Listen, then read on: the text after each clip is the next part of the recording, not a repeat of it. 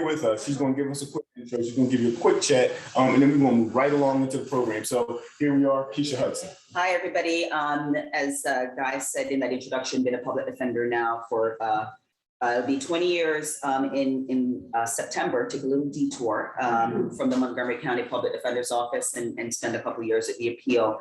I'm really glad that the topic today is over policing. I think when we talk about criminal justice issues, when we talk about the racial impact and how people get brought into the criminal justice system, and the fact that a majority of Black and Brown people who are brought into the criminal justice system, I think it starts with over-policing. I think it's how we police and who we police, and that we over-police communities of color. And so really glad that that's the topic that we're focusing on today. I want to thank Guy and the amazing staff from the Defenders. It's going to be a fantastic program. I'm just thrilled to be here and reach out to us for resources and a continued conversation on issues, including the one that we're focusing on today. So thank you, Guy. Thank you, Keisha. We appreciate you. And we're going to keep it going. We have now, we're going to hear a really short song, a video actually, and it's called Brother by Angie Stone. And then the next voice you hear is going to be the voice of Chantel Silverio. Before we go to that, I want to just tell you a little bit about Chantel Silverio and the work that she does at the Defender Association of Philadelphia. Chantel Silverio is a career defender, beginning over 10 years ago, serving first as a paralegal, and then later as in social services. And most recently, she's the Director of Social Services of the Children and Youth Justice Unit of the Defender Association of Philadelphia. She holds a bachelor's degree in organizational leadership and development and a master's degree in theological and cultural anthropology, both from Eastern University. Her social work practice is centered around prioritizing her clients' humanity holistically throughout their contact with a broken criminal legal system. I'm talking about that here, the justice system is criminal. And that broken legal system that she's talking about that oppresses them, and supporting clients and communities and elevating their voices in self-advocacy. So we're gonna run this quick video, Brother, for her, and then we're gonna come back, and the next voice you hear is gonna be Chantel Silverio. Just go ahead.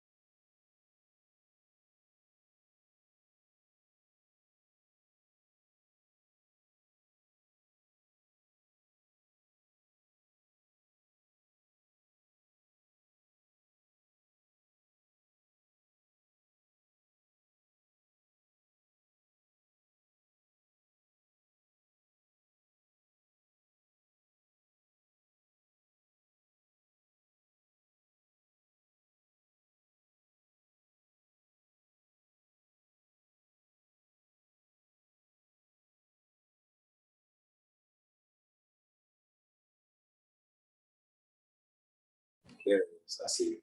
You see me? All right, here we are. So we're back. Thank you for being patient through our technical difficulties.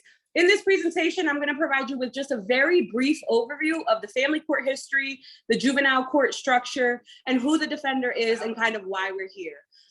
We'll also briefly go over some of our approaches to advocacy in children and youth justice and some of our policy issues that we have. First and foremost, I think it's really important for people to know when people think of the defender, they think we're just a law firm and we have all of our employees are attorneys. And the truth of the matter is we have 500 employees, half of which roughly are attorneys, but then we have administrative staff that have decades upon decades of institutional and systems knowledge. We also have specialized investigators. And in our Children and Youth Justice Unit, we have all of these roles, as you see on the screen: senior specialized attorneys, social work advocates, which is why I'm here. And we also have Guy Lang, who's in charge of our community education and engagement. You can go to the next one. So just a background of the Juvenile Act in PA. Philadelphia has long time been a leader in children's advocacy. In 1826, the first children's houses of refuge were built in Philadelphia. The only other city that had children's houses of refuge in 1826 was New York, I believe. And so we, a few people came together and they created funding for children's houses of refuge. And something that's important to know is that in 1826, we were still in the throes of slavery. There were no child labor laws, so the conditions of confinement in these children's houses of refuge were horrific. Incidentally, the children's houses of refuge in Philadelphia would later become Glen Mills School. And if any of you guys know anything about Glen Mills schools, you know that that was not a place of refuge for our children. The Defender Association was established in 1934 with a few dozen people that said, hey, people who go to court should have representation. And so it started in a small office in 1934. And here we are many, many decades later. Our office also predates legislation that requires defenders, which came in 1936, just 2 years later. And then the reason why there's a juvenile unit in every single Defender Association is because of the case in Galt. Gideon was a man that was arrested for having stolen quarters from parking meters in Florida. While he was in court, he asked the judge to provide him with an attorney. At that time, you were only allowed to have an attorney if you had a capital case. And so because his case wasn't capital in nature, he was not afforded an attorney. Gideon, however, did not think that that was fair. And so in his cell, he wrote a letter, handwritten, and mailed it to the Supreme Court. And that letter was taken up. And that's why we have defenders in every single state in the United States. And I think that that's really important because Gideon was just a simple person that said something about something that happened to him. And because of that, the lives of millions of people have been changed. So that's just the landmark case that substantiates why defenders are important and why defenders exist. And then, of course, the Juvenile Act was enacted in 1903 and has been reformed many, many times throughout 2000. The Juvenile Act of Pennsylvania was modeled after Chicago's Juvenile Act, which was enacted actually in 1899. We can go to the next one. Some landmark, really important cases regarding juvenile death penalty and life without parole are these cases. So something really important for you guys to know is that the United States is the only country in the Western world that sentences children to the death penalty or life without parole. The Supreme Court did overturn the decision of children being automatically sentenced to the death penalty or life without parole. And these are some of the landmark cases. Important things for us as Philadelphians to know is before these cases came into effect, 500 children in Pennsylvania, 500 children were sentenced to the death penalty or life without parole. That's in the state of Pennsylvania. Of those 500 cases, 300 of them come from Philadelphia. And so what Keisha said at the beginning of this presentation is that we need to think about how policing affects our communities. And when we think about the fact that Philadelphia is one city and it had 300 of the people that were sentenced to the death penalty or life without parole, we can begin to see concrete data about how policing destroys our communities unfairly and unjustly. So that's an example of some really relevant case law. In 2016, those people that were sentenced to the death penalty or life without parole were given the opportunity to be sentenced again. And many of those people were able to be released based on their time in custody and the fact that they were children that were able, to take advantage of resources that were provided to them and demonstrated positive changes. So go ahead to the next one. So something that's really interesting about the way that we do our work is that at the Defender Association, when children are arrested, we work with them. We have attorneys, social workers, investigators, and as I said, administrative staff that work with our children, and our children are our bosses. The reason why the Defender Association is really important, and March is Social Work Month, so I'm going to go ahead and toot our own horn. The reason that social workers are important within the Defender Association is because there's no other social worker in the system that is responsible for carrying out the expressed interest of a child who's been arrested. Juvenile probation officers act as an extension of the court, enforcing the rules of the court system, but not necessarily taking into consideration what the youth wants. And we know that if we were arrested, we would want to take part in the decision-making of what happens with us. And so our team focuses on making sure that our children understand their rights, and we focus on making sure that the family understands that we respect and support their role. But since the child is the one that's arrested, that's who we represent. And of course, we are covered by attorney-client privilege, which is something that's really important to preserve the rights of our defenses. You can go ahead to the next one. So I'm just going to go very briefly over some of the juvenile court requirements, because I think this is a really important educational piece, and that's the balanced and restorative justice model. This is a set of standards that was issued by the Federal Office of Juvenile Delinquency Prevention. And basically it says that any child that is arrested must be given the opportunity to apologize to their victims. They must also be given the opportunity to have skills building services and protecting the community. The majority of the work that defenders do is spent on making sure that stakeholders in the system, that means probation officers, judges, district attorneys, social workers, anybody in the system, and treatment providers are providing the youth with skills building services. We believe that children are only as strong as their support systems. And so we work to make sure that we support them in developing stronger support systems. And the other thing that's really important that we spend a lot of time teaching our kids who are arrested about, which is a significant difference from adult custody, is that juvenile court is treatment focused. So you will only be as successful in juvenile court as you are in treatment. We understand that our communities are devastated by terrible policing. We understand that Philadelphia is the poorest big city in America. And we also understand that our communities have been neglected. And so we understand that making our children sit in a therapist chair is not necessarily the only way to treat them. So we look for creative ways, and this is one of the ways that we find creative ways to build bridges in our community, creating spaces for safe conversations. We understand that the way that we see cases is very different than the way that our community sees cases, but we are okay with having discussions about what do we as community members think is the best way to treat our children and to improve the conditions in Philadelphia. So I think that provides, a good background of kind of what are some elements that are really important in juvenile court. You can find information about our office and about this program on our website. As you know, Guy has facilitated this program, and Guy and I go out in the community and provide educational shorts or information about how the systems work so that our community can be empowered to make decisions for themselves and to really manage the system, right? We need to make sure that our youth understand and our communities understand that they have power in the system and they have power to make changes. And that's why we're here. So that ends my session. I'm gonna pass it off to Guy. And thank you so much for taking the time to chat with me. Oh, thank you, guys. Thank you. Thank you. All right. So you can stop sharing. Hit me up on the website, guys. Okay, so next we have the Blue Elephant organization, and we're going to have a discussion with Tamika Tillery. She's going to come up and she's going to have a few words. She's going to tell you a little bit about her organization and what it does, and how her organization has a positive impact on the city of Philadelphia.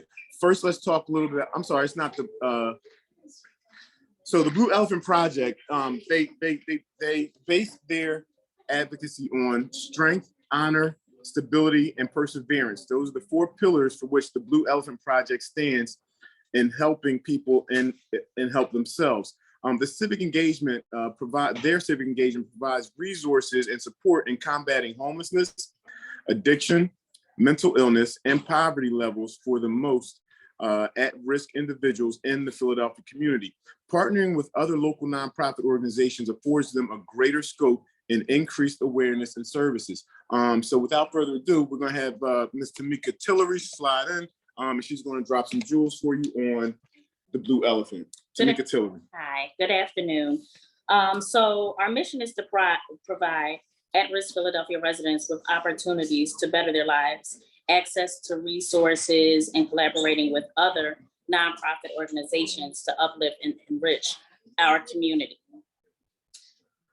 Philadelphia's most vulnerable at-risk residents will one day, we intend to lower unemployment, homelessness, reduce poverty rates, and help people get back into the working world. We do Go Fund Yourself financial literacy workshops. We do self-love and self-care workshops. We provide clothing for business attire where we collaborate with Clothing Strength. And at that time, we have resources there for interviews, how to answer interview questions, how to fill out an application. We also go into at-risk communities like Kensington and downtown. We provide food and toiletries to homeless people. We also speak with kids in shelters, teens. We do workshops for them as well. Help them with depression, speak on things that bother them as far as their hair, their at-home situations. We've been doing this for about 2.5 years. Unfortunately, with COVID, we have had to kind of change how we do things and do contactless events, but we're here to collaborate with all nonprofit organizations if they ever need, to collaborate on anything. We're here to provide services. We are open to help different people get back into the working world. We work with Clothing Strength, and I think that's about it. But let's see, sorry. The Blue Elephant, everybody. Give it up for the Blue Elephant.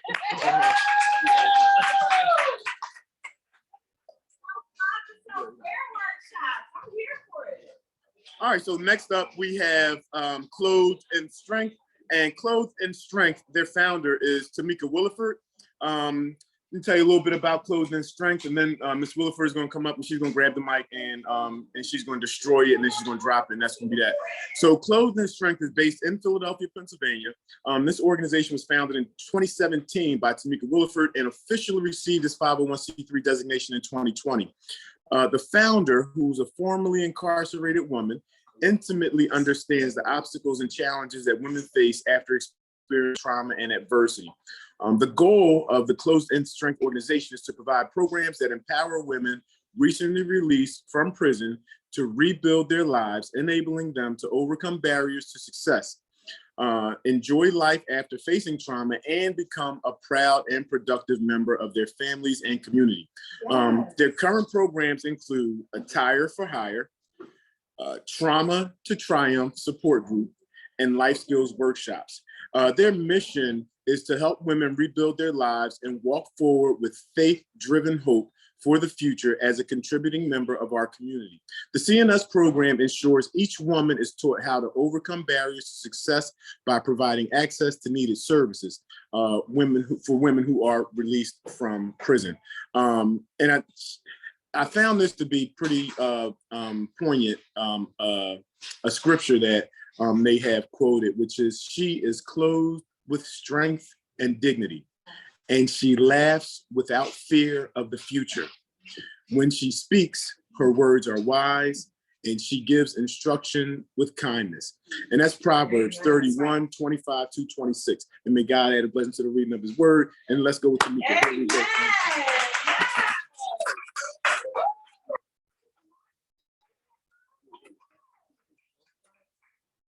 If you don't want to, whatever you want to do, this is your show. Okay. Okay.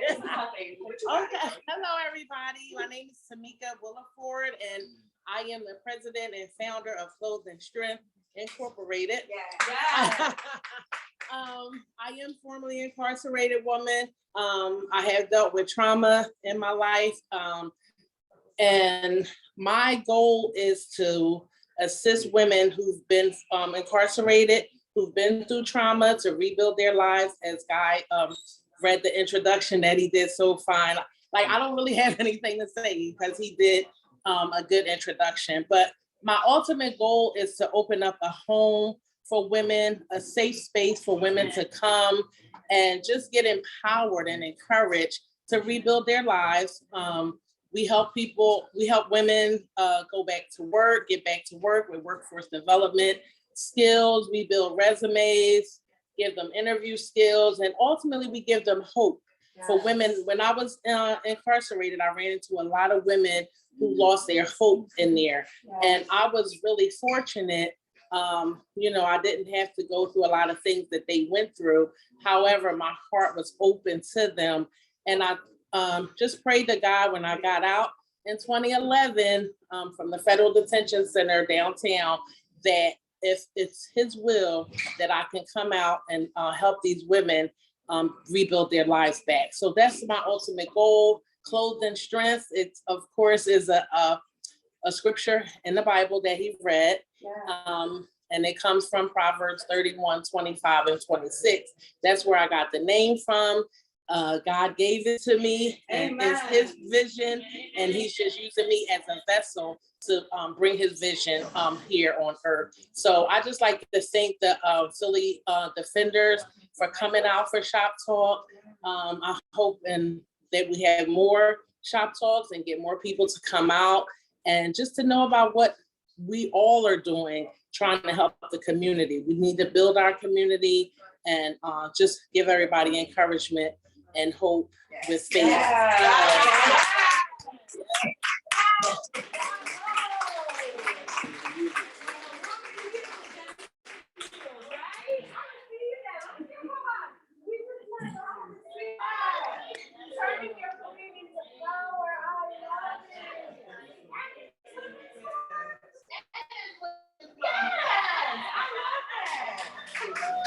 All right, so everybody knows we a little hype in here. We getting busy. No, that's what's up. That's what's up. We need that. One thing that I asked for early in the program, and I'm appreciative of it, is the fact that y'all bring so much positive energy. I was saying that, these folks that come out and they present, they put a lot of effort into their presentations, and a lot of work goes into it. You can't understand the total amount of preparation that goes into a program like this. And what we ask for in return is it's just your energy. We got music playing. So if you want to clap your fingers, you want to do a dance, you want to do whatever you want to do, get busy, just do it. And thank you for that positive energy. We're going to keep it moving now and slide into our next segment of our event today, of our program. So we're going to move now away from our community-based organizations, and we're going to slide into some of to our educational pieces. And this will be presented by, with education will be presented by a really good friend of mine, a former classmate.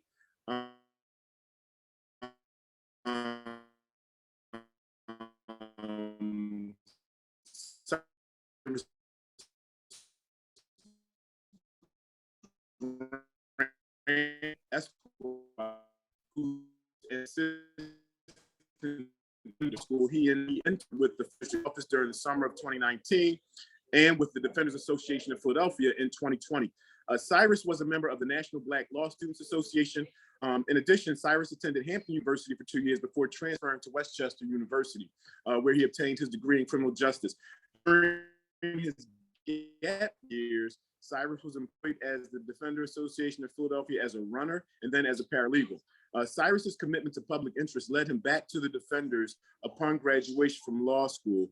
And Cyrus is going to be presenting a very unique piece because most times when folks present on the material that Cyrus is going to be presenting on, they do either one or the other.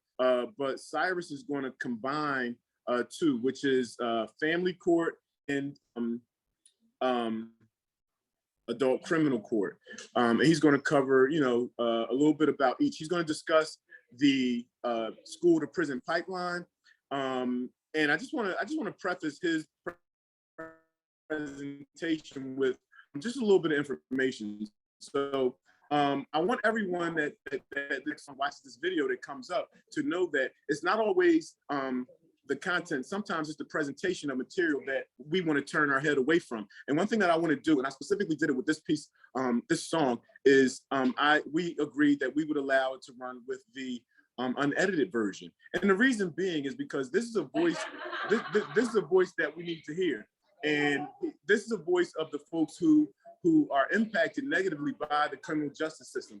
And that being the case, Cyrus is going to jump right in after we have this brief situation. And I also want you all to know that when Black men in particular come into contact with law enforcement, this song is the embodiment of how we feel and the level of anxiety that we feel whenever we're out in our community, whenever we're at home. And I say at home because just recently, back in November, I wrote a piece in the Philadelphia Inquirer that described an interaction and a detainment that I experienced with law enforcement back in October of last year. And you can't tell me that I didn't experience this level of anxiety. We don't have a fear of law enforcement. We have a fear of the system and what it does to us. So we're gonna go ahead and drop this.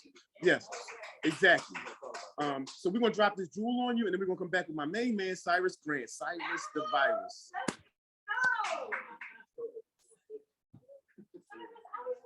Recognize your face. I'm like, I know I've seen you before, but I can't place you. That's why. Because seeing you, you guys are in your own bubble. Yeah. I'm like, I know I've seen your face.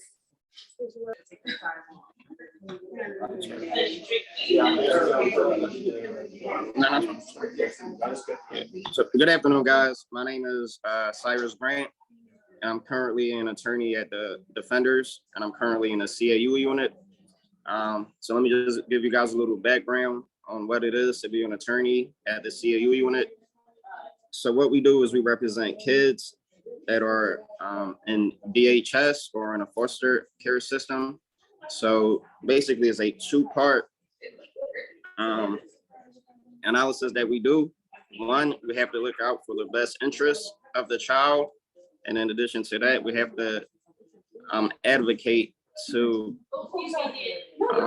try to get what the child actually wants. So it's twofold.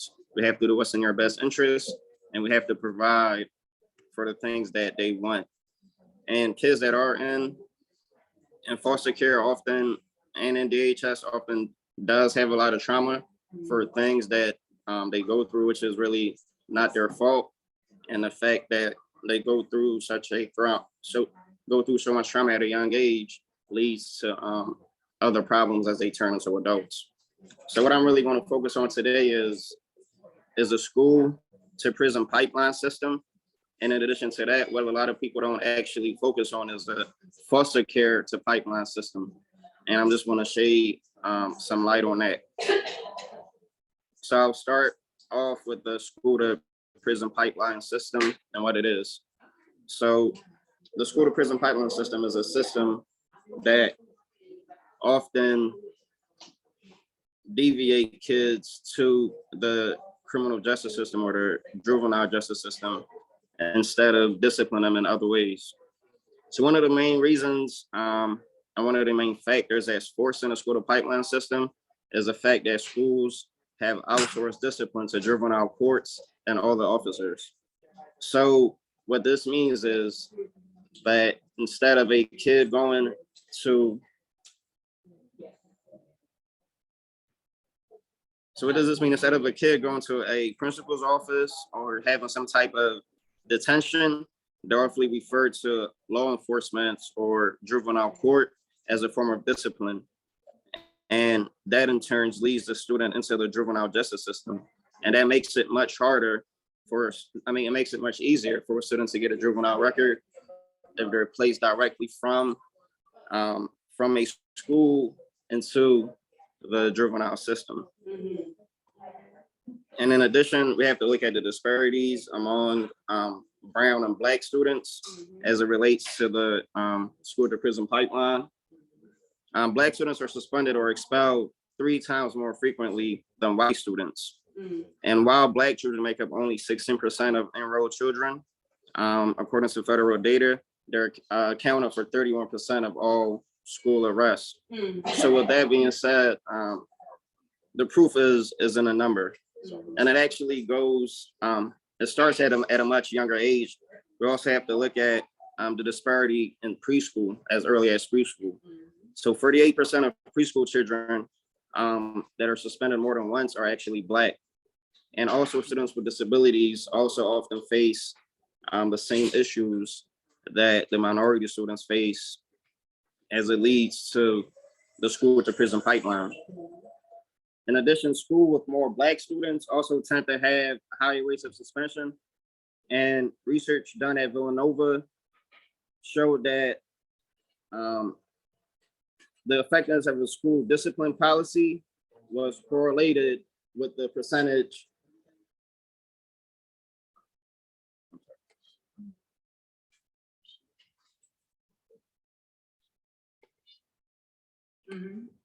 Again, more motivation for people to come out in person. That's all I'm saying. I receive all these technical difficulties. It's a sign. It's a sign.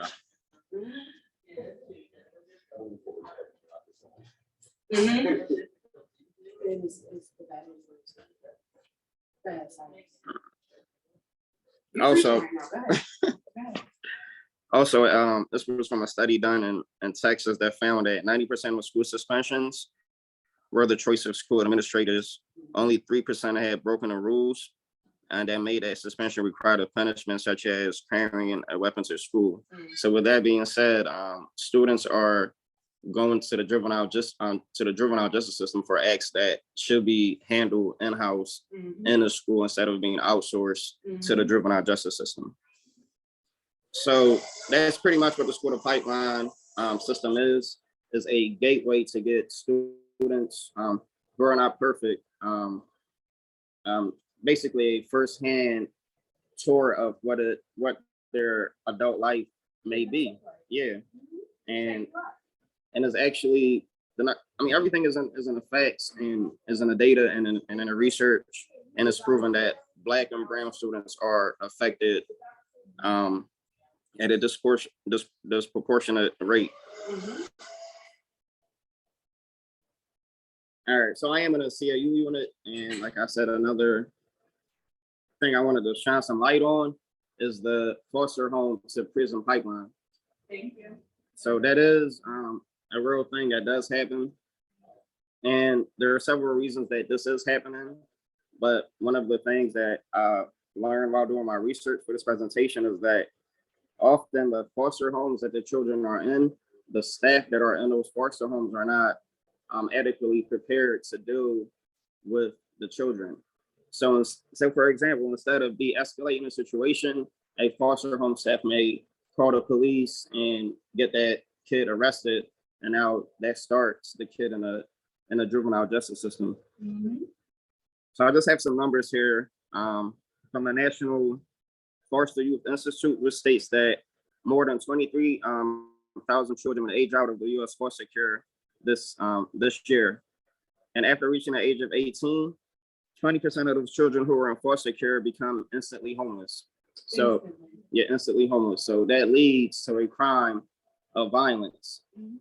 Because the issue is they're leaving foster care without a foundation to build on their adult lives. Right. And it's actually sad.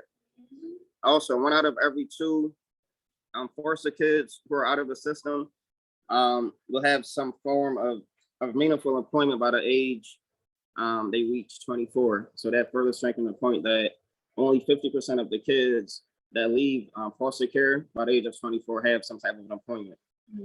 And meanwhile, everybody else is graduating from college at that time. right. Also, we have to focus on the females. And this number that I do have is staggering. And it is that 7 out of 10 girls who age out of the foster care system will become pregnant before the age of 21.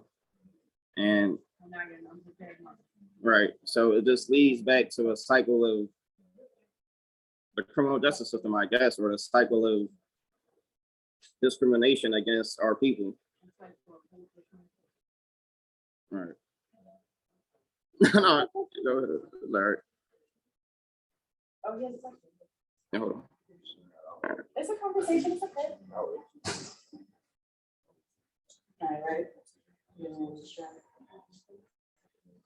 Also, in the foster care system, it is proven that if a kid is in a foster home rather than a group home, that kid tends to be more successful. And it states that youths in group homes are 2.5 times more likely to become involved in the criminal justice system than youths that are placed with foster families. So the fact that kids are missing out on a family and the fact that they're just being placed in this group home that lacks the proper care, the proper staff, and the proper tools to further strengthen the children. Mhm.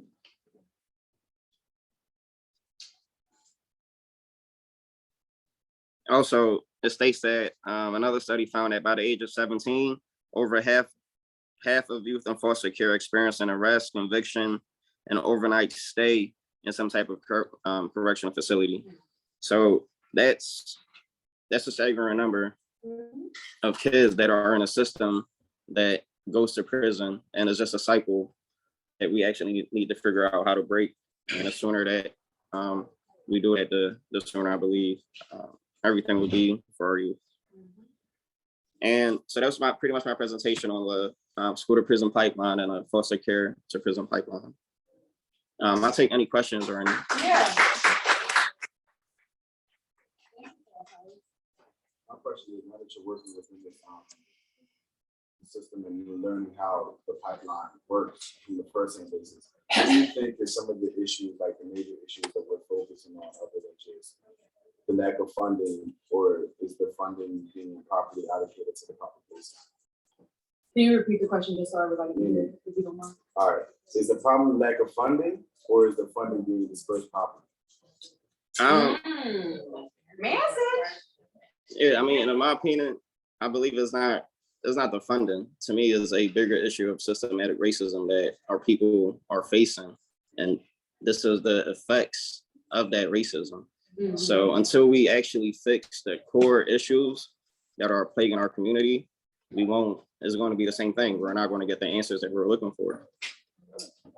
I have just kind of like an observation to share. I heard when we had Clothed in Strength, she presented that she's doing self-care and self-love workshops. And when you presented, you talked about how we see evidence that children in foster homes rather than group homes have better results. And I'm just noticing a connection, right? If you are in a foster home setting, you're able to learn self-care and self-love because you're mimicking the family. Right. And that's really what the system is supposed to do, is what I'm hearing you say. That's where you have the best results. Right. But because we don't have willingness, systemic, whatever barriers, right? What's happening is children are being warehoused. Right. And then once they're done being warehoused, they're being They dumped shipped into out. the streets. And then I don't know about you guys, but when I watch the news, all I see is about how violent and how destructive the children are in our community. But what I'm hearing you say is it's our fault because we're not providing them the support they need. I also want to follow up on that. How Yeah. much do you think burnout plays into that? Ooh, that's a What do good you question. mean? Goes into the, like, for example, I'm in the child system, that's also on the DHS side, with core and on the social work side. How much do you think burnout plays into the effect of those who come in there willfully willing to create a program like this that provides to our youth and can aid our people? And yet again, when we get there, we start to see that how much that we're up against. Mhm. All right. That's a good question. And like I said, so with working at the Defenders, it's a stressful job of being an attorney, and even everybody that works there is a stressful job. Right. And it's really important for us to have to compartmentalize our work from home. So we have to start with self-care for ourselves. If you're not mentally ready to actually jump in a fire and take everything head on, that's what leads to you burning out sooner rather than later. So it actually starts with yourself first. Yeah. And I think, I receive that, what you're saying, right? Because that's something that I say all the time, right? If you are not in a space where you have kind of a buffer, a bandwidth to de-escalate, you're no good to me as a social worker. Because you're gonna go in there, you're gonna bring your trauma, you're gonna bring your baggage, you're gonna bring, right? Mhm. And as a professional, I have to bring my professional Yeah. self. I can't Right. allow myself to get triggered by what is a triggering conversation. Mhm. So I really receive that, but I would say that, to your point, I think that organizations need to create space for That's what I was self-care. gonna say. How much of that funding would be used on the business side for self-care, for acknowledging the importance of the staff? We do it a lot. Yeah. For people to come from work with our baggage, and we go into another individual's home, which would be the youth, in a group home setting or in a foster care setting. You're bringing somebody else into your home. You're opening your closet door to a lot of things. Mhm. How do you unpack properly to also give that child what it is that they need to not end up like what you're trying to save them? Yeah. Yeah, I understand. That's a Yeah. good question. And I think the answer to that is like doing stuff like this, right? Right. Talking about it, taking time out of our weekends to be like, you know what, it's hard to do this work. You know? Yeah. Yeah. Thank you, Cyrus. No problem. Thank you, man.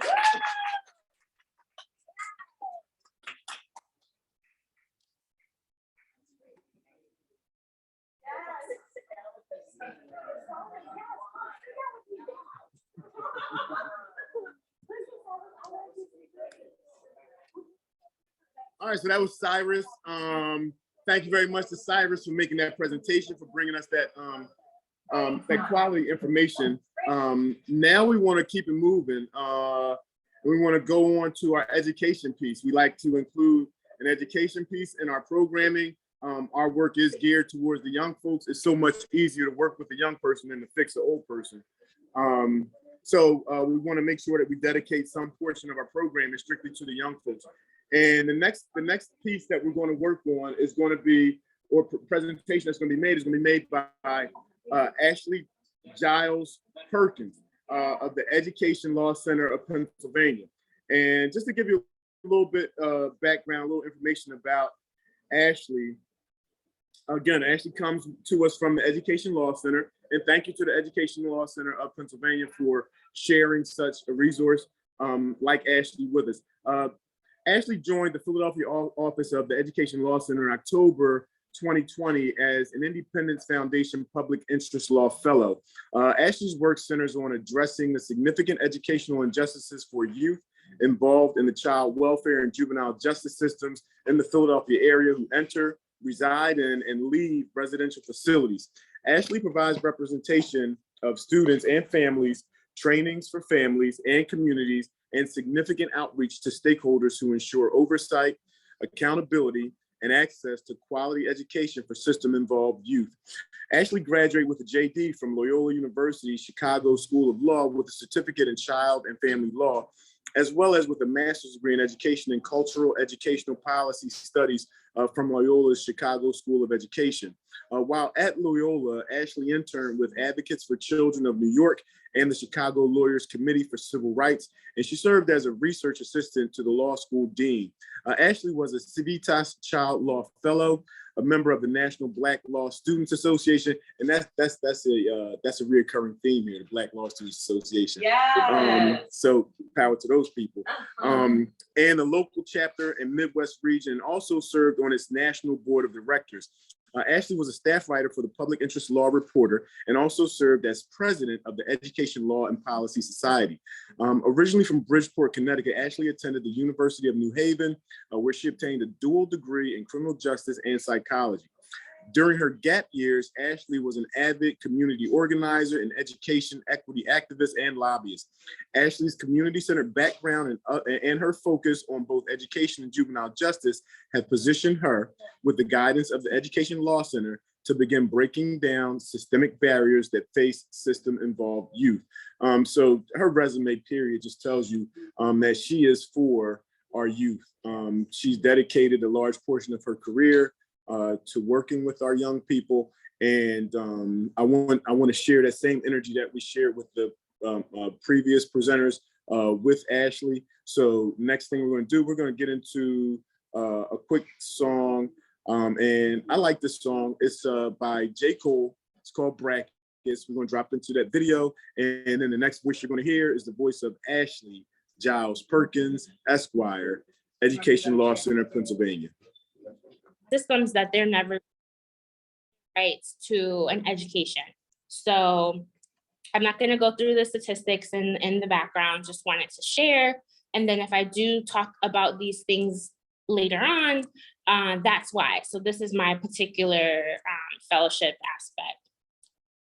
So wanting to just kind of break the ice a little bit. Let's just be very frank. Pennsylvania has some of the most racially segregated schools in the entire country. We see that there is actually the largest wealth gap between districts in the state. And as a lot of us know, this system was designed to be anti-Black, right, and anti-poor. And we've seen this throughout history, throughout our laws, throughout policy, and then in our everyday life and practice. So we're seeing that districts that have a lot of economic security, particularly through the pandemic, were able to overnight switch to virtual, right? All the students had an iPad. And we have districts like Philly, for example, where the whole school year went by and then some before we were able to make that kind of switch. And so COVID really exacerbated a lot of barriers and unleashed new barriers, things that we, different systems combining to really just create more hardship. And so just really being clear that, this idea of let's just go back to normal is not where me or Education Law Center believes is the next step.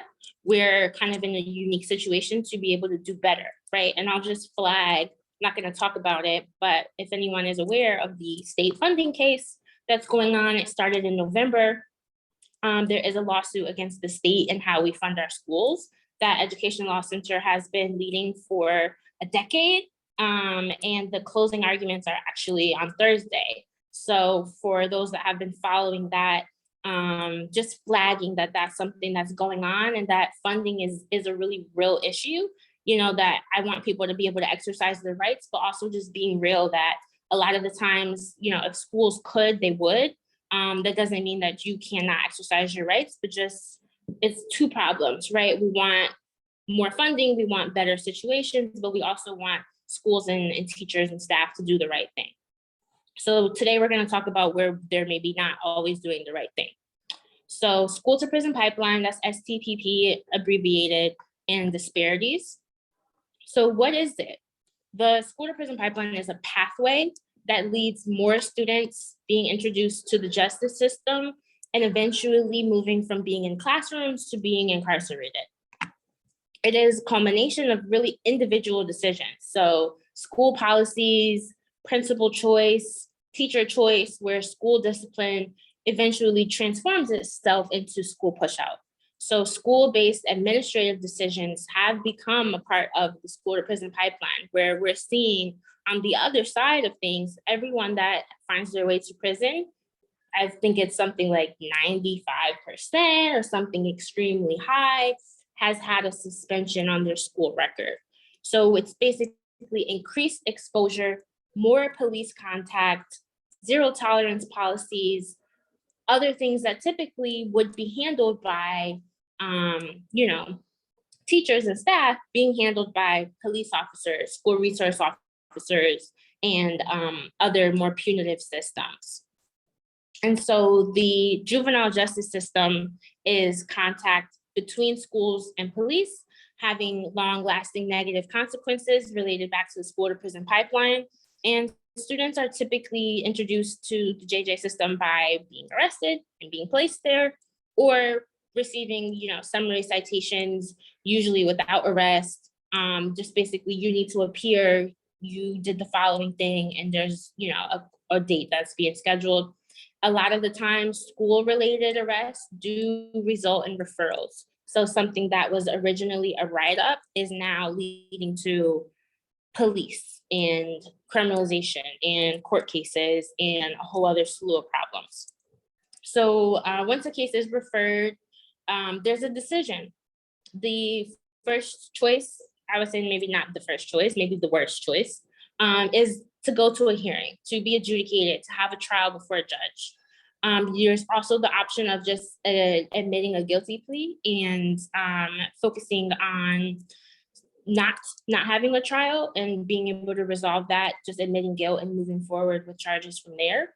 Or students can also be diverted, right? So that's another option, to do neither of those things, to not put children in the system and to allow them other alternative ways to make up for that I'm gonna move a little quick through these. I'm just gonna put these up and read the headers. I'm not gonna go into a deep dive, but really the point is the justice system is gonna have, like I said, it's long lasting consequences. So here are some of those consequences that maybe people do not always, not always aware of. And also why it is something that it's not just something that happened at one time that you get over and you move on. It does follow you. And because it follows you, it leads to other problems. So records are not sealed. They're not necessarily private. Depending on your age, 12, 13, 14 years old, or depending on the level, the seriousness of the offense, it's open to the public. People can put in your name and your case comes up. And so this idea that, oh, that happened when they were a kid and it's sealed is not, it's a myth. They don't automatically disappear. It's not like, okay, I'm 19 now, or I'm 25 now, my case should not be coming up. That's not true. You need to take some steps to get it expunged. Being eligible for expungement, filing a motion to request it, and you need to do this even if the case was dismissed or you were found not guilty. And then expungements are not necessarily always granted that first time. So thinking about it like that. Fines, court costs, and restitution are required.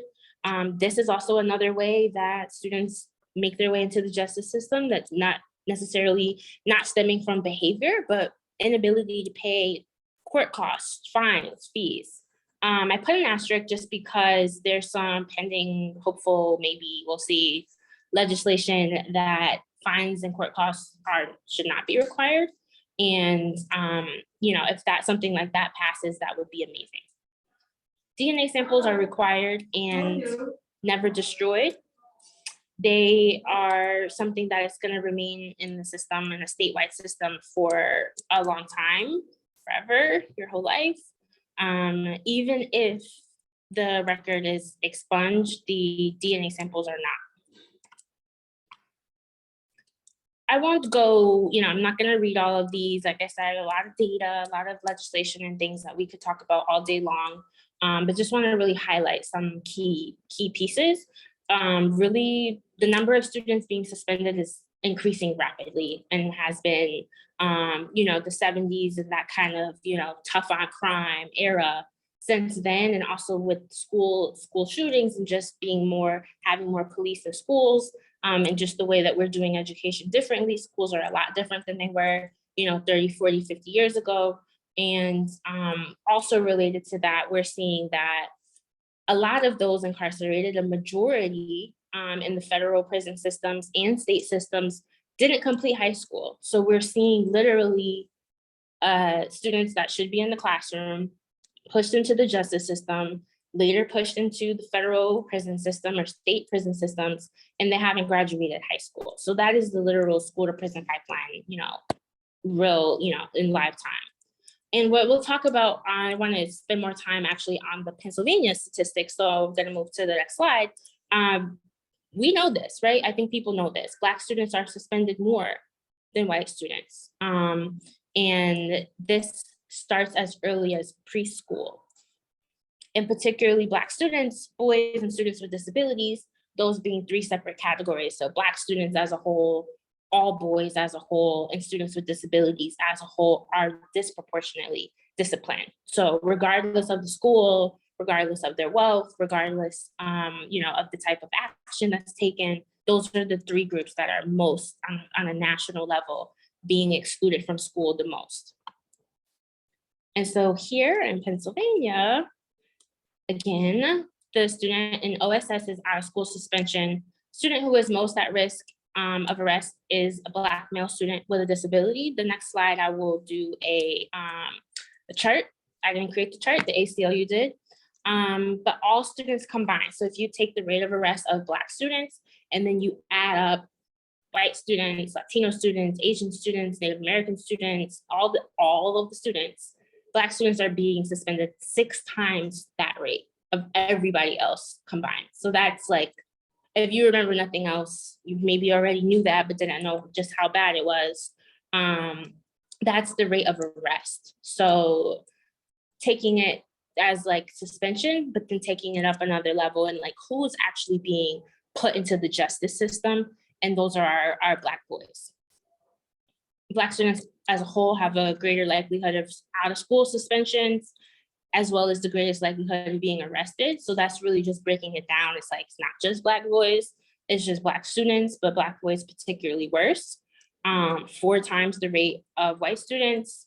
Pennsylvania, just standing out nationally as having the 3rd highest student arrest rate in the entire country. And this is a statistic that has, it's technically doubled, right? But like a quarter, right? Being into a half without doing the math, all of that. But this is a rate that's going up. And so in just 2 years, we're seeing a 24% increase. Students with disabilities are receiving higher rates of out of school suspension and arrest. Black girls are way more likely to be arrested in school than white girls. And Pennsylvania is 2nd in the nation, yay, Pennsylvania, for the arrest rates of Latino and Black students combined. So 3rd in the nation, 2nd in the nation, these are not things that we need to be proud of. And so it begs the question, why is that? And I just want to flag that it's not that Black students do worse, right? We're just not inherently worse. That is not true. Thinking about it as being targeted, having targets on their back. And I know that's something as a Black girl, my mom shared with me and my, family shared with me about, you doing it and somebody else doing it. It's not seen the same. It's not received the same way. And so we're seeing that in real time with who's getting arrested and who's getting pushed out of school. And then in turn, who's ending up in jail. So if a student is pushed out of the classroom, where do they go? Great question. And this is like where I'm tying in my fellowship. So alternative schools, hospitals, residential treatment facilities, cyber programs, juvenile detention centers. They go to maybe residential placement. You can be placed there by, dependency or a delinquency judge, adult prisons, or nowhere, right? The dropout. And one thing that is common with all of that is like, these settings are definitely not your best way to get your education. And my work has really shown me that, particularly, I'll just call out hospitals because it's something that people don't necessarily think about. There's no school at the hospital. And so particularly for you're not gonna ever go to a parent-teacher conference for a child that's hospitalized. But we do see students hospitalized for weeks, months, years, and they're spending that time without education. And even thinking about them being able to continue in their school, what does that look like? Setting up a bus to come pick the child up from the hospital and bring them to school? Probably not, right? And same way, like you get put in juvie, the bus is not coming to get you and bring you to school. It's just a really hard stop a lot of the times on the amount of education that you're able to access. On top of that, even if there is a school, you may not earn credits, or if you earn credits, they don't transfer back or don't count towards graduation. For example, a lot of the facilities, they'll have, arts and, civics or different things, but they may not have a world language. They may not have Algebra 2 or other things that are needed for graduation. And really what I wanted to highlight, which I was just saying, is there's a spotlight. Once you have a suspension or something else that happens to you, you have a teacher or, someone on the school system that's gonna look at you a little more closely. They're gonna be watching you, right? This may lead to child and family services being involved. This may lead to your probation, higher monitoring or longer monitoring, heightened school reporting, all of that. So it's really just, like I said, school to prison pipeline it's an individual making a decision, but it's turning out into this really mass incarceration of children. And so it's like, how does that happen? It doesn't happen overnight. It's little steps here and there that lead to this system. And again, just kind of highlighting, unfortunately, Pennsylvania is putting a lot of kids in foster care and in residential facilities. And what we're seeing is half of the students in the residential facilities in the state are Black. And almost half, I say 45% of children in foster care in the state are Black. And so taking those two systems and thinking of that, and a lot of my clients are in both. They're in foster care and then they're in the juvenile court system. They're experiencing school push out and stigma related to those, things that they have no control over. And this is just the landscape of where we're at in the state. So I'll move a little quick through these next pieces. I could talk all day about all the concerns that I have. But, bottom line is not the same. There's not the same access to classrooms, teachers, work. Days are shorter. You might just be online all the time. You might not have a teacher at all. You might just have worksheets. And it's not always school. I'm always going to do the air quotes, even when I don't do them physically with my fingers. That's how I'm doing that in my head. And then further, for these type of facilities, on-ground schools in the detention center, schools in the hospital. And if you have a disability and you're supposed to get more supports, more services, more protections, that is not happening. There's not necessarily a compliance person on site that is even making sure that you're getting what you're supposed to have. And for particularly my students that are in foster care, there's not a parent calling the school like, hey, what's going on with my child? There may not be somebody that's involved in their lives in that way. And so that's where I'd like to say that I come in, but if 50% of the students, right, are Black, and that's not necessarily just in Philly, that's across the state, I'm just one person. So it's really something that I'm just flagging as like being mindful of like who we're really talking about here that ends up in the pipeline to prison, which can have really long lasting impact. And this slide and the next couple slides are going to go into the law. And like I said, I wanted to not spend a ton of time just going super deep dive into that, but leaving room for like case studies and questions and like, here's what it looks like in real life. But this is important, school stability, because whenever possible, and it's actually required, but I say whenever possible, judges are supposed to be considering, if I make this decision, how does that impact this child's ability to go to school? If I place this child at this facility, what is the landscape of education going to be? And there's a right for students to continue in their public schools, or if they're enrolled, like if they're at a facility, for example, the hospital, I'll give that example again.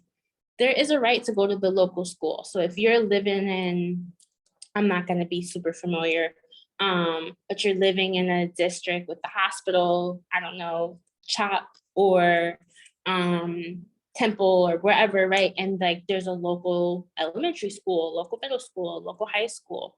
There is a right for that student to go to that school. But like I just shared earlier, that's not what happens. And who's going to set that up? The doctor, the nurse, the caseworker? Who's supposed to make sure that that happens? Because it doesn't happen. And there's also sometimes the hospitals will share like, oh, they can't leave. If they leave, we'll discharge them, right? And they'll make it harder for things like this to happen. But it is a law. It's in the statute. People see these issues, definitely raise them with me. We're particularly looking into this issue right now. So state and federal laws, again, what I want to do here is just kind of read through, like, here's the right and here's what it means without, reading really these heavy kind of dense slides, but making sure that this information is available to anyone that needs it after the fact.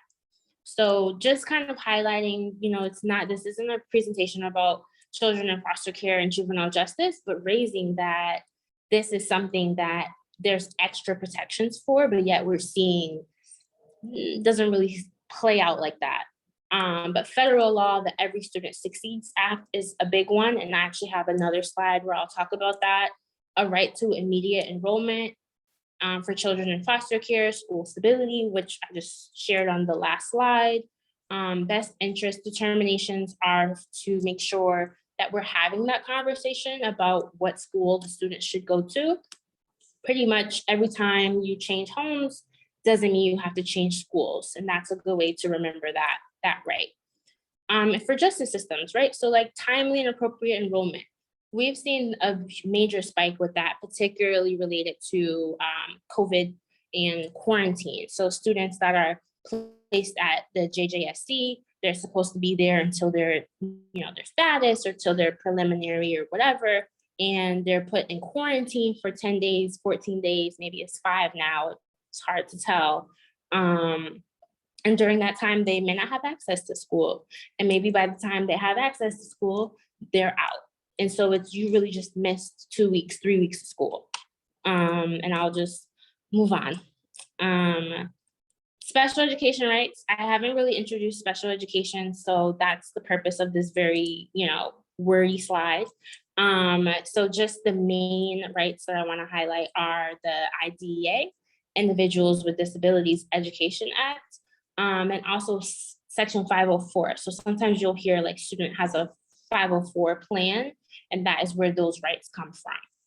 Evaluations, the main takeaway here is that anytime that there's a suspicion that a child might have a disability, there's an obligation to evaluate the student. And I almost feel like I should say that 5 more times. But even if you suspect a teacher, a nurse, a parent, an advocate, whoever, there's an obligation once it's called out to the school to evaluate. And there are particular timelines. And just because a student is evaluated doesn't mean that they have a disability. And even if they have a disability, doesn't mean that they qualify. And I also, I'm not going to do, again, super deep dive, but like disability doesn't mean like somebody's in a wheelchair. It could mean that, but it might mean learning disability. It might mean emotional disability. It might be something like simple as asthma, or something as very severe as schizophrenia. It could be something very simple like I read 6 and 7 and I mix up 6 and 7. And every time I read 6 and I say 7 and it's backwards. We also want to just make sure that there's disciplinary protections for students that do have these plans, because if it is a manifestation of their disability, you cannot exclude that student from school. So just want to make sure that that's highlighted. And those are actually the examples that I want to raise up later on. And for compensatory education, these are opportunities where students that did experience loss have opportunity to have funding or services or hours to make up for that time.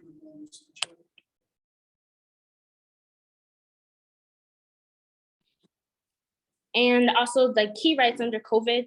So really just the main takeaway is just because there's a pandemic doesn't mean you lose all your rights. That's the bottom line. So equal access, comp ed, evaluations, all the things that were kind of on hold are not on hold. The schools, obviously everybody was and continues to be in this difficult situation, but that doesn't mean that there's no more rights. So just gonna move through the IEP piece, and let's share that IEP or individualized education program is legally binding. It is governed by the Individuals with Disabilities Act, as I just mentioned, and that's a federal law. So that means no matter what city, school district, state, wherever you're at, Hawaii, Puerto Rico, you have these protections. And if there are services that are in the IEP, right, this legally binding document, you could call it a contract, and they're so-called not available, then you can receive compensatory education. And this sometimes looks like a couple different things. So dollar for dollar, hour for hour of whatever is missed. So this is like not super complicated. It might look like there's some math here. There's not too much math. But like, let's take a student who has services. They're supposed to get speech, 2 times a week, 30 minutes each session. So let's just call it an hour. And they don't have these services for 8 weeks in a row. So that's an hour times 8. That would be, 8 hours. And what typically the standard for that is $60 an hour. So I was like, what was that? $540, $480. I'm very sorry, the math, Go to law school if you can't do math because you don't need it. So really the point of that being, you can request not necessarily a check. You're not going to necessarily get a check from the school, but you're saying, this is how much I should have gotten. Here's what I got. This is the difference. And this is what I need back.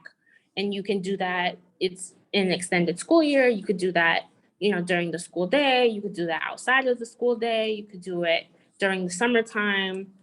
And then if you're not able to physically make up the hours, that's when it turns into dollars. And the family can say, you know what, I want to use this money for tutoring.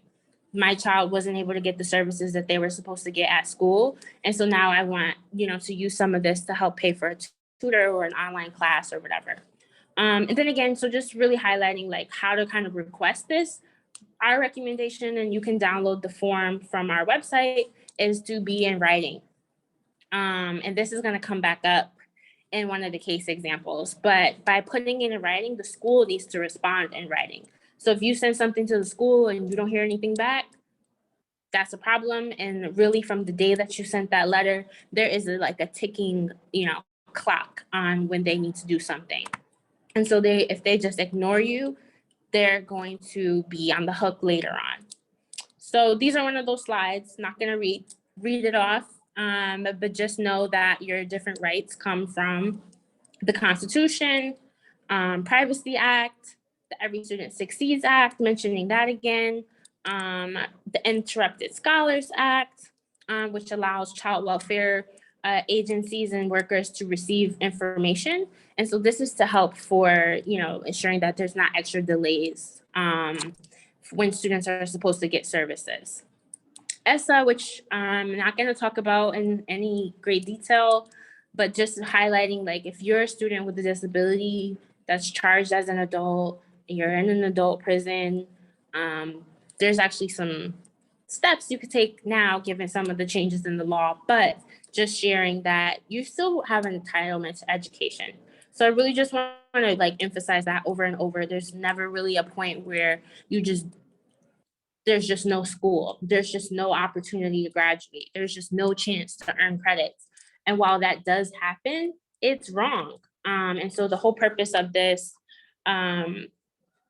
presentation today is to bring up those situations and scenarios so that when you see it happening, you can recognize it, document it, bring it up, and make sure something happens. So I'm actually going to skip this slide. If you are working with a child or it's your child and they're in the juvenile justice system, they have particular rights such as appropriate re-enrollment when they're transitioning out, to make sure that they're having, educational opportunities and being assisted to getting their diploma. State agencies as well as the facilities themselves have to make this assistance. And I know that this is probably one of those things that's like, that's probably not happening, and it's probably not happening. But if nobody's gonna ask it for it, it's gonna continue to not happen. So again, flagging the issue, this is something that they should be doing. If it's not happening, definitely bring it up to the facility, to your attorney, to the Education Law Center, to the NAACP, to the defenders, to whoever, to make sure that it doesn't continue to be something that you're going without. So school discipline, switching gears a little bit. I also want to make sure we're still good to get to the case studies, just really highlighting a right to due process. Schools cannot just make decisions and say, hey, here's this letter, don't come back for 2 weeks. That's not how it works. And particularly for students with disabilities, there's additional protections and big, bold, underlined, large font. Children cannot be removed from school for behaviors that are a manifestation of their disability. So if it's something that relates to your disability and that something caused an incident at the school, the action is not to kick the child out. The action is to exercise due process and have a meeting to talk about that disability and how that they can program better so that it doesn't happen again. We're not blaming students for their disabilities, no matter how they manifest and show up in the classroom. So this is just a chart. The timelines are not super important right now, so just gonna keep on pushing. But one thing highlighting is that for each stage, even if it's just a small suspension, all the way through expulsion, there are due process rights that can and should be exercised. And that's really what this slide is. So why are you suspended? Notifying the parent, doing so in writing, not come and get your kid. He's getting on my last nerve. You need to come and pick him up. You know, that's not a proper notification. Why you're suspended and how long the suspension is. It's not an indefinite period of time and they'll call you and tell you when you come back. That's not how it works. If it's not in writing, it's improper, and it will be our position at Education Law Center to expunge that discipline, to take it off the record as if it never happened. Obviously it happened, right? And the student is out of school. So that's the part that you can't get back, but at the very least, correct it on paper so that it's not showing up when it shouldn't be. Early pickups are suspensions. I just wanna say that, everyone write that down. If that's the one thing you learned today, every time they call you and tell you to get your child early or come to the school and come to a meeting and then take your kid home with you after the meeting, they're missing class time, they're being excluded from school, that is a suspension. And the difference is you don't want them to be coded as absent, or it's like, oh, the parent chose to take the student home. That's not gonna trigger due process protections. It's in the school's benefit to just have you come get them informally, and then they don't need to give you anything in writing. They don't need to tell you how long until you can bring the kid back. And so anytime that you can, just a tip is asking for them either to give you something in writing or sharing with them via email, like, thank you, Principal Smith. It was nice to talk to you earlier. I took my daughter home, and I just want you to know that we feel like this is a suspension and we want to know how long the suspension is for. And we believe that you need to give us notice of the suspension. Other than that, I'm going to send her back to school tomorrow or however.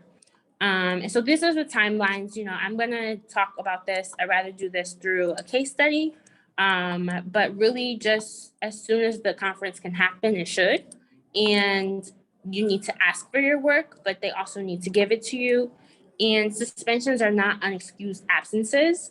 And that's another reason why we want to code it differently, because absences can turn into truancy. Truancy can turn into referrals to the justice system. And then we have school to prison pipeline in real life all over again. And it's the school that is trying to skirt around their obligations. So even though it may sound like, why would I make sure that it's coded as a suspension? It's like, because if it's coded as an absence, that's also not good. And so if people are virtual or in the shop and want to take a picture, this would be the slide I would say to take a picture of.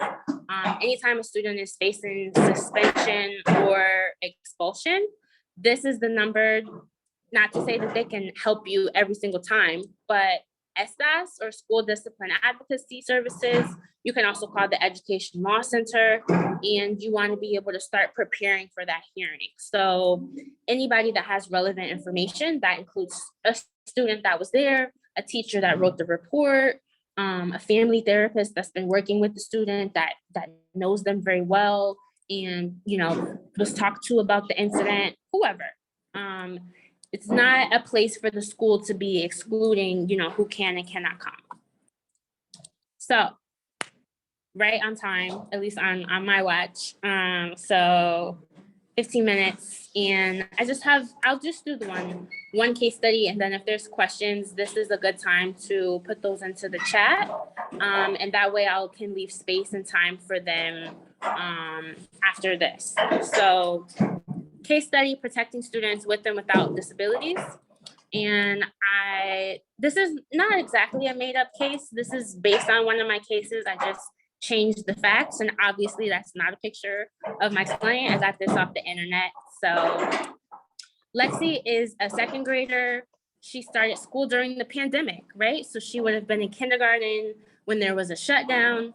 She would have spent first grade virtually and is now coming into school as a second grader.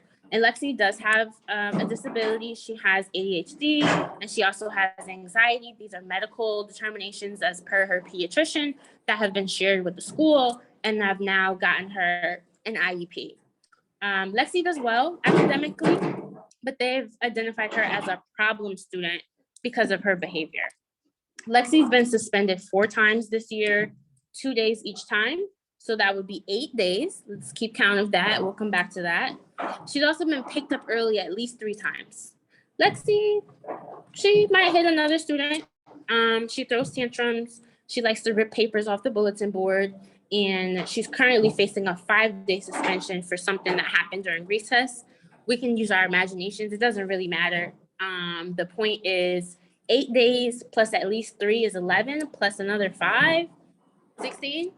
And the slides that I kind of moved quickly through, but just sharing, after 1 or 3 days, you're supposed to have a meeting. After 10 days, there needs to be something more formal.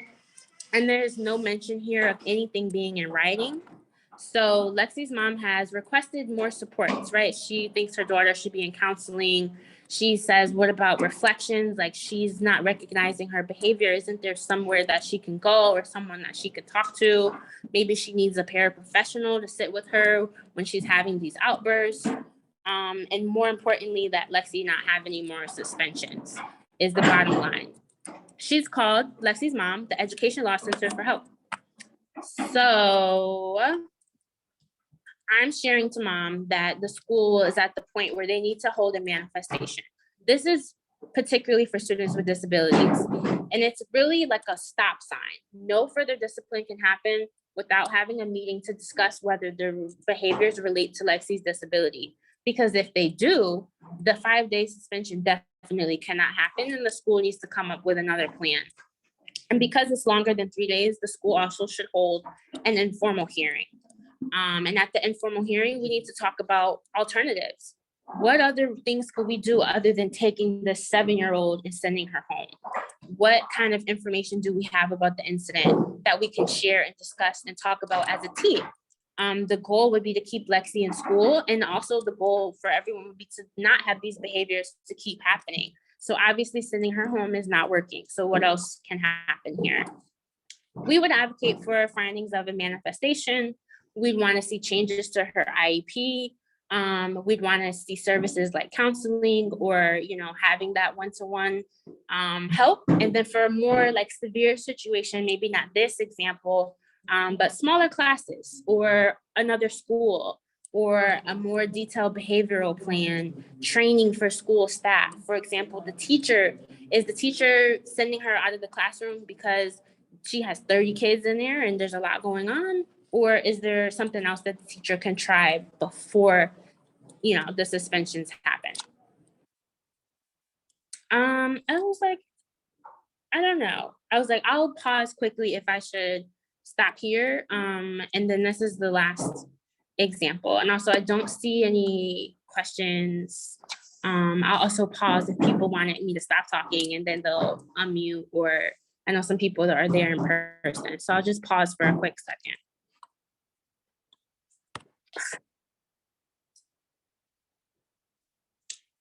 Okay. All right. So I'm just going to finish up. And this is about Logan. So I wanted to just give 2 examples. Lexi has an IEP, Logan does not. Logan is a 9th grader, but he's been struggling for reading, since early elementary. In 4th grade, Logan's mom asked if he might have a learning disability. And the teacher, Miss Q, said if he would just focus, he would be a better student. And that's kind of where that ended. Later at the end of the year, mom sent an email to the teacher and asked for an evaluation. She thought he might have a learning disability or dyslexia. The teacher did forward the email to the right person, to the school psychologist, but she was out on maternity leave and she never wrote back. Logan went on to middle school. He's in a new building, he has new teachers, and there was no follow-up. And that matters. Logan is continuing to struggle. The school does recognize this, which also matters. They placed him in some intervention courses. They recommended him for tutoring. And now we have an incident. Logan is in class. He's on his phone. He's not looking at his book. The teacher calls him out to answer a question and he couldn't answer. He says, Logan, read the next question out loud and try to answer that one. Logan is reading the question, he misreads, mixes up a couple words, and his classmates are laughing. Logan shouts, "Shut up." This makes everyone laugh even louder. Logan pushed over his desk, he pushed over another desk, he runs out the room. Later that day, Logan is interacting with some of the students from his class, they're still laughing, he gets into a fight. Mom's called to the school. Logan is facing 6 days suspension. That would be a whole Monday through Friday and another day. During the principal's meeting, what mom says, again, this is something that happened in class. He's struggling to read. He's acting out because he's feeling like he's not belonging in the class. He feels behind. He's disengaged. He's on his phone. He doesn't want to look at the book that he cannot read. So what are you guys doing about the learning disability that I've been asking about? So finally, the principal shares a consent form, which is how you initiate that. They said that's great and all, but Logan is still suspended. And later, it is found that he has a severe learning disability in reading and does have dyslexia. Mom wants the suspension off his record. She wants them to hold a manifestation. Now what? I threw a lot in here, and if we had time or if we were in person, if I was in person, we could talk through this a little more. I'm not going to play guessing games. We don't have time. So just wanted to flag that when mom originally asked in 4th grade, that's technically where our ticking clock is starting. So mom's made a request. She sent an email in writing that the school did not respond to until now. He's in the 9th grade. He's at a whole other different school. But how it works with districts, he's still in the school district. Let's just say he's in the school district of Philadelphia. So mom would have a pretty substantial claim. And what we would want to do here is first, yes, the suspensions are not proper. Second, he's going to have a claim going back to probably the statute of limitations is going to cut things off at 2 years. So we can't go back to 4th grade, but we can definitely go back to 7th grade. Every day that the school knew that he was struggling, and they can't say that they didn't know. Why? Because they put him in tutoring. They put him in reading classes for students that were struggling. They knew that he had more problems, and they figured that they didn't have to do any more. The difference here, because that happens every day, right? The difference here is mom has been asking for years and made a request for an evaluation. So that is what's going to open up the door for mom to get comp ed for her son. That's going to stem back. So thinking back to that speech example of it was just 8 hours, we're going to have an example here, if not just reading class, if not his whole day, every day for all of 9th grade and all of 8th grade and all of 7th grade, adding up those hours and coming up with a dollar amount that mom can now use for, let's say, Huntington Learning Center or a private tutor or online classes or whatever she wants to do with that hours and those dollars.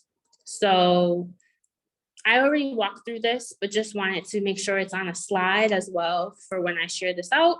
But schools can request it, parents can request it. They need to give it to you in writing. They need to do it within 60 days. So that's why there was a violation. Mom asked for something, and not only did they not respond, but obviously they didn't do it. So this is going to open up the door for an evaluation, which is a due process complaint. So this is probably my last slide. These are options when something is wrong. A good first step is always mediation. If you want to escalate things, you can file a due process. Again, there's that 2-year filing deadline from when the incident happened. There's also what we call a DOC complaint. So these are issues particularly for students with disabilities, but there are other instances where parents maybe think their child has a disability, they're eligible to file, and that's why I said suspected earlier. It doesn't have to be like clear, concrete, 1000% sure. It just needs to be something that his grades, his behavior, outside reports from a therapist or a tutor or a coach, basketball coach, that has them playing horse and he messes up every time he skips the R.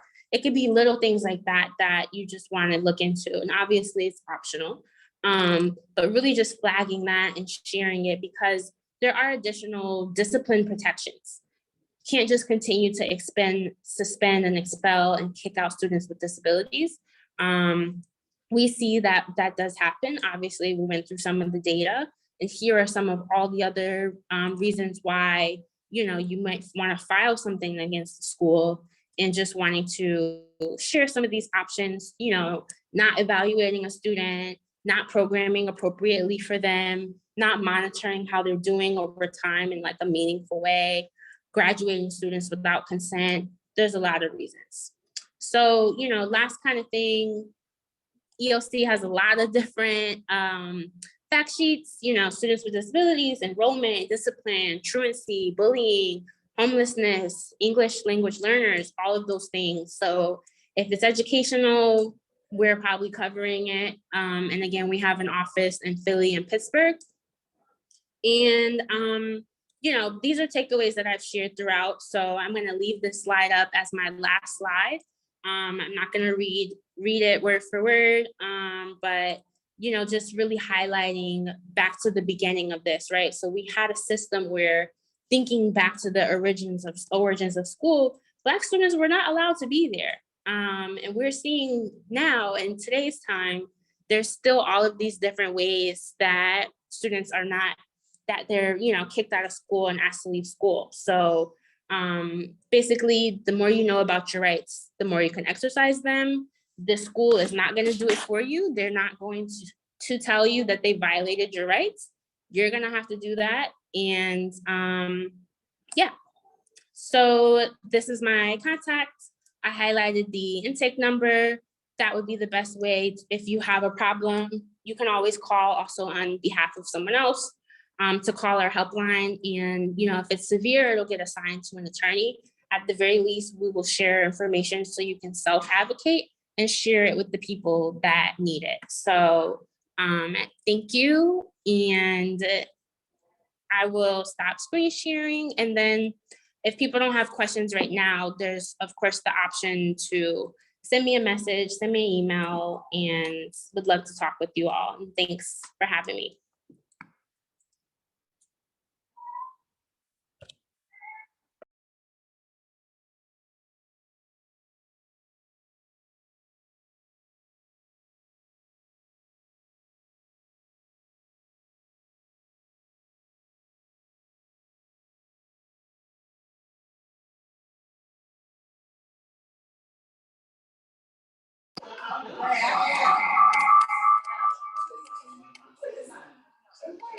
Okay, thank you, Ashley.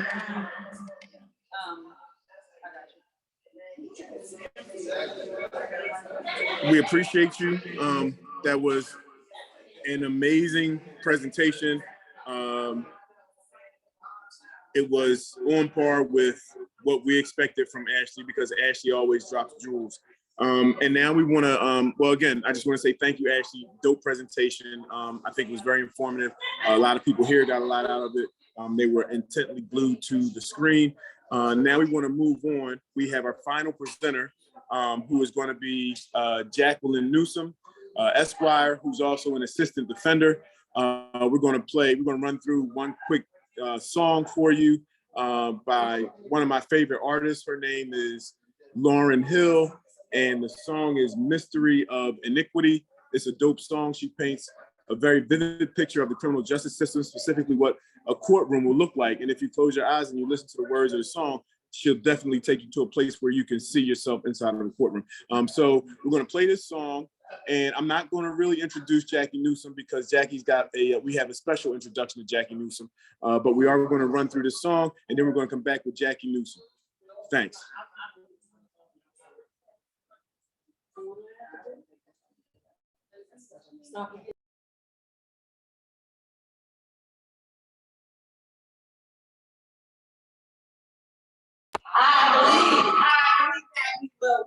I believe that we will win. I believe that we will win. I believe that we will win. I believe that we will win. I believe that we will win.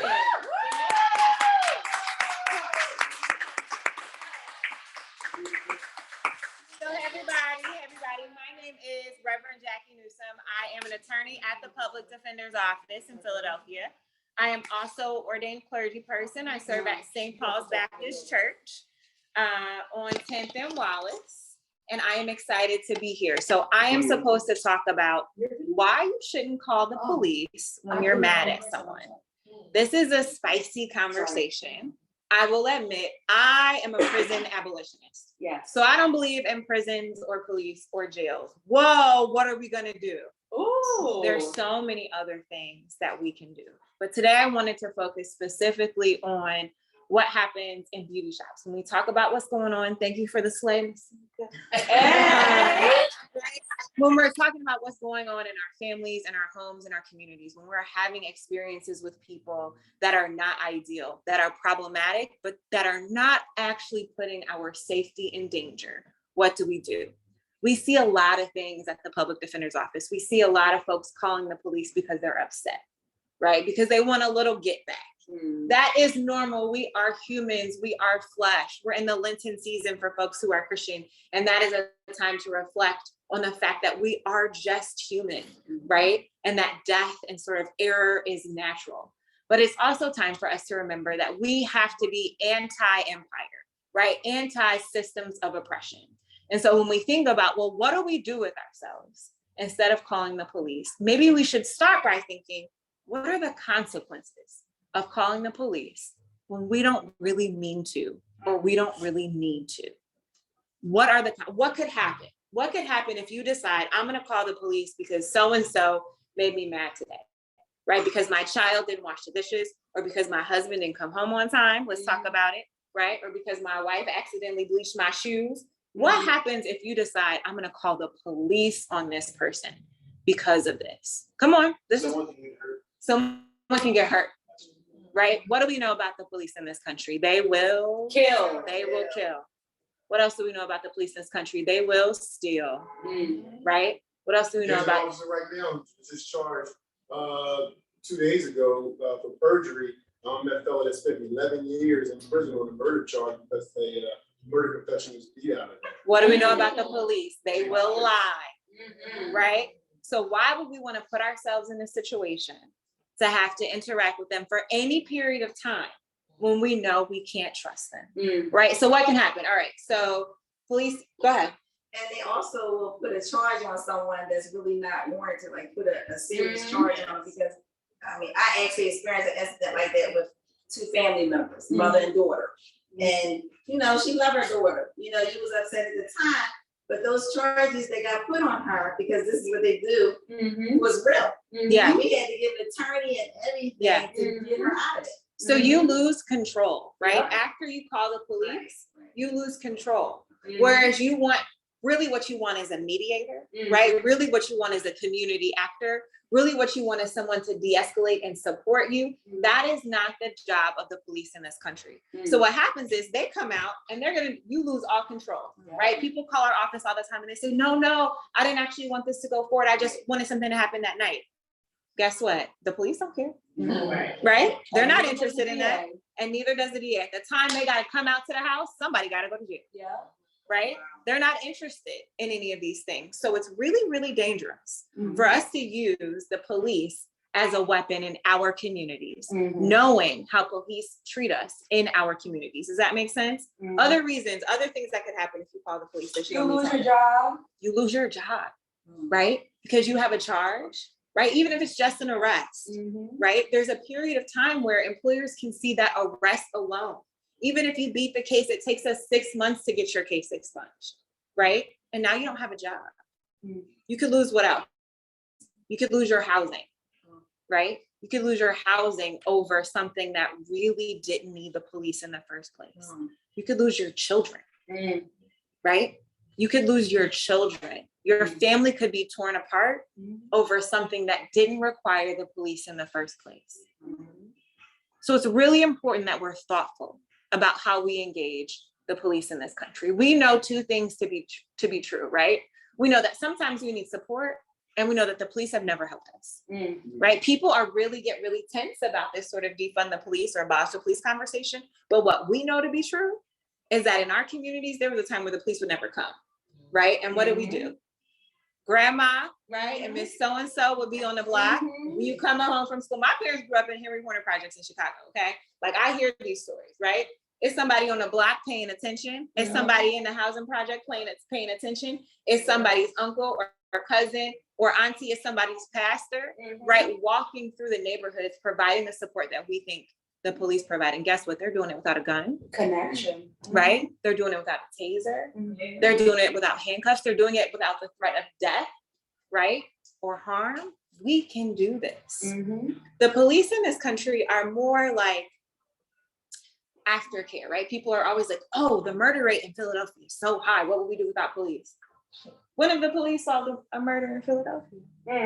Right? They're not on the front end, less than 30%. They're not on the front end, right? Taking care of those things.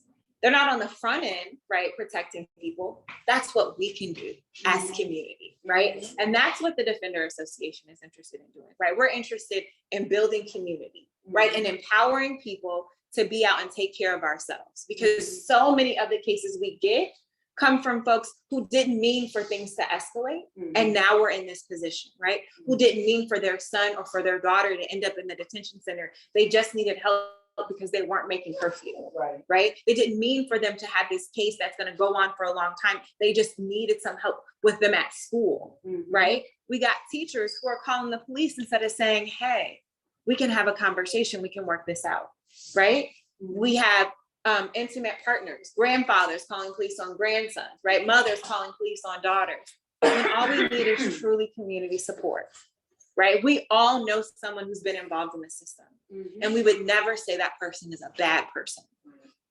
So we shouldn't treat anyone else like that, right? We have the power in this room alone to do what our communities need to be done to rid ourselves of the policing the way we have it in this country. So the reason why you shouldn't call the police just because you're mad at someone is because it's too dangerous, right? You could lose too much. They could lose too much. And as a result, our communities, our children lose too much. So there are alternatives. And I'm so glad that Chantel is here and we can talk about the ways in which, right, community services and social workers, right, and community actors like Miss Tamika, right, and the Blue Elephant Project are all working together to ensure we have the support that we need to take care of everything. Now, the last thing I hear a lot, especially when we talk about the gun crisis in Philadelphia, especially when we talk about young people, especially young men, but they don't make them like they used to. These kids don't even listen. I'm not gonna mess with these kids because you never know. Every generation says that. Every generation says that. When I was younger, I had to work hard to Right. I would. We never acted like that. Yes, you did. Because that's how we got here. Okay. This generation of kids didn't invent guns. They didn't invent games. Right. They didn't invent drugs. They didn't. Right. My dad is 66 years old, and I don't think he has a problem with me telling his story. But he's 66. That's 1954.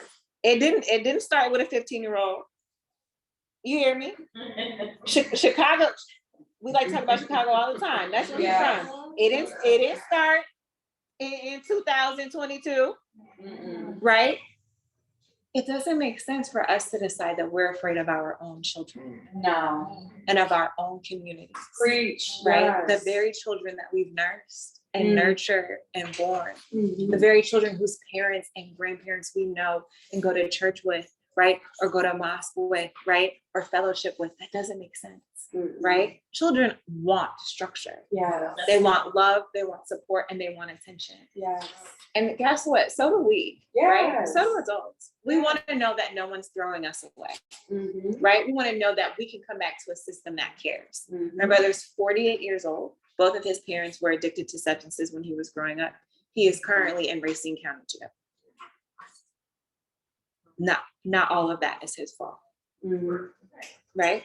Not all of that is his fault. No. That addiction and that No. trauma, not all of that is his fault. No. He needs help. And if we decide that we're gonna love on him, right? And if we decide we're gonna support him, and if we decide we're gonna say, no, we actually don't need him in jail, we're gonna demand from the government that we have resources to give him just as nice of a treatment center as white folks got. When they have a problem, we're in a different situation, right? Mhm. So we can take this time, especially if you have, if you identify as a Christian, especially for the next 40 days, right? And think about how we can treat community differently and how we can engage in sort of anti-oppressive conduct, right? And that's supporting the work that Ms. Tamika does, that's supporting the work that the defender does, right? That's thinking through what we do and getting rid of colonized minds.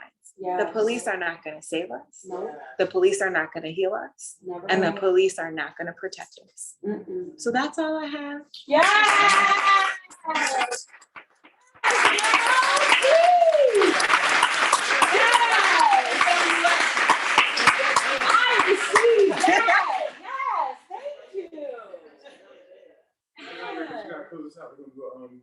Well, you know, we're just gonna give our little Okay, closing remarks. cool. Absolutely. All right. So, thank you, Jackie. We appreciate you for that. We really do. Thank you. And thank you all for showing her such mad love. Thank you. I think that's going to bring us to the conclusion of our program, and we want to wrap up with some. Yes, we got some cheerleaders in the chat. Yes. We want to wrap up. We want to give some closing remarks. I'll give mine first, and then I'll pass it on to Jackie. And if Keisha made it back onto the stream, she'll give some closing remarks. If she did not, I don't think she'll mind us giving remarks in her stead. She's not here right now, and that's fine. So just in closing, I just wanted to say thank you. Thank you to all the volunteers, to Teofi, to Taya, to Cyrus, to George, to Jackie, to Q, Kelsey, to Chantel, Keisha Hudson, to the Blue Elephant, to Clothed in Strength, Tamika and Tamika, and I'm sorry, Patrina, and I want to thank me.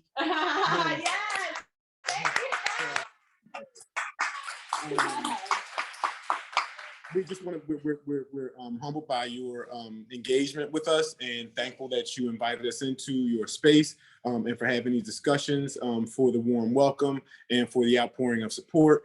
And I want you all to look out for our next Shop Talk in the series, which is going to be at Mike's Raw Cuts over on Chew and Shelton Avenue in April. We'll begin promoting that towards the end of March and the beginning of April. If you have any questions or concerns about the criminal justice system or the criminal legal system, you can always reach out to your local barbershop that's been in touch with the defenders, and they will make a referral and they'll direct you to whom it is you need to discuss with. And with that said, I'm going to pass it on to Jackie. And again, just thank you all. We appreciate you, and we look forward to doing this again soon. Yes, thank you everyone for coming and for Ms. Tamika Wilford for opening up her arms and her heart and being such an amazing host for this event. This is the first time that we've been at a beauty shop, but it won't be our last. This is a really important and critical space, especially for women of color. So we are so, so grateful. Thank you so much. And thank you for doing my hair. Our work doesn't stop here. And so everyone in this room, make sure that you have a contact from someone at the Defender Association. Anyone who needs anything at any time should feel free to call our office. And when you use our cards, you get a direct line. Yes. Okay. There's never a time where they shouldn't call and ask. Even if they're uncertain, it's worth the phone call. We are here to help. The attorneys are always excited and eager to support folks. Even if we don't have an immediate answer, we can get it for you. So don't ever hesitate to reach out. There's no shame in this, right? So when you talk to folks in your communities, at your churches, at your jobs, the text tells us there is no condemnation. Right? There is no shame in a system that has oppressed us since we got off the boat. Right? So there is no shame in needing to reach out and having questions and having open cases or cases where you're looking for expungement. So please reach out to us, spread the word, and we will show up wherever you guys need us to. Okay? Yes, we will.